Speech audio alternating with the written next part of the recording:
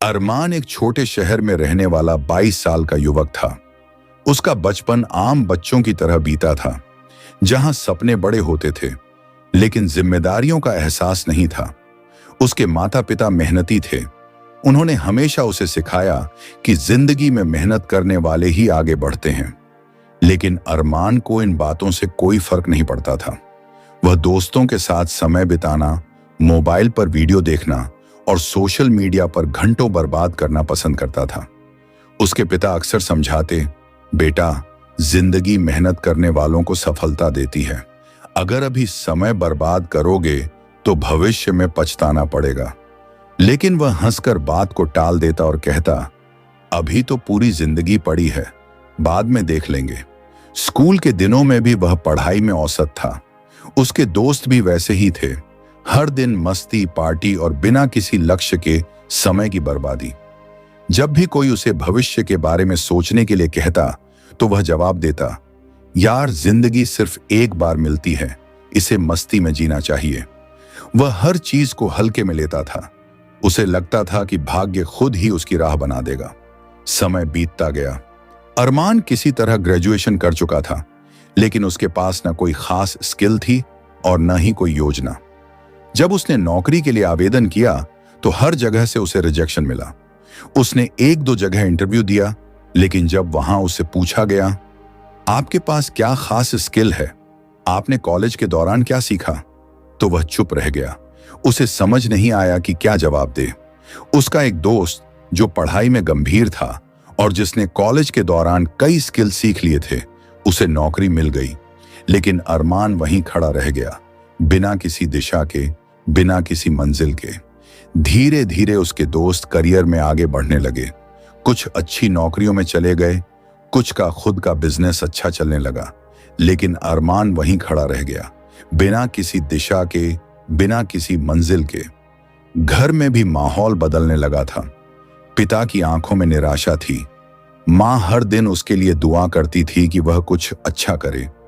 एक दिन पिता ने गुस्से में कहा, तुमने अब तक सिर्फ समय बर्बाद किया है, लेकिन जिंदगी तुम्हें दूसरा मौका नहीं देगी।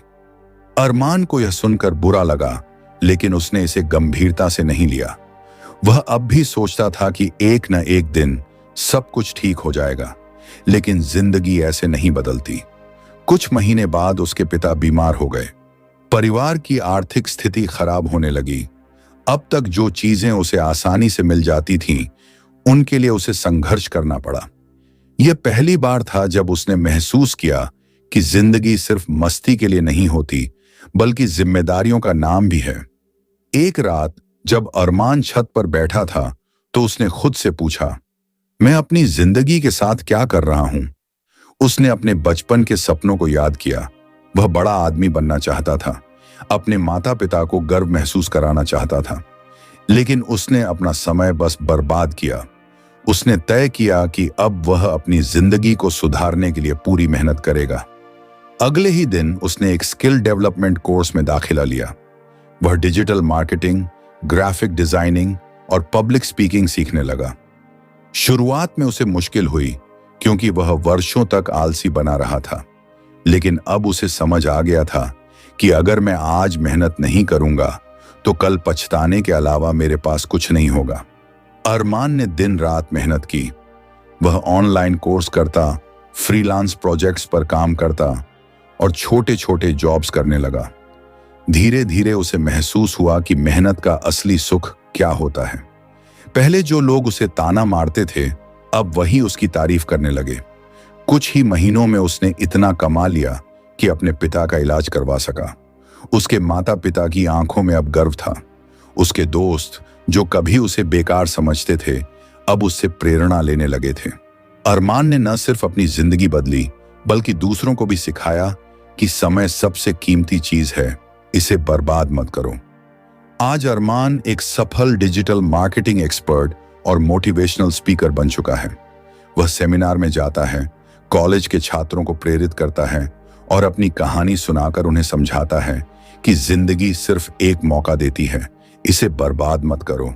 अब वह कहता है, अगर तुम अभी नहीं जागे तो पूरी जिंदगी पछताने में बीत जाएगी, इसलिए जो करना है अभी करो।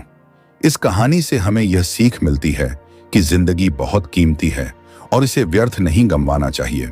समय कभी वापस नहीं आता, इसलिए हर पल का सही उपयोग करो। गलतियों से सीखो, लेकिन उन गलतियों को बार बार मत दोहराओ। कोई भी सफलता मेहनत के बिना नहीं मिलती। अगर तुम अभी मेहनत करोगे तो तुम्हारा भविष्य सुनहरा होगा। हर दिन एक नया मौका है, इसे सही तरीके से जियो।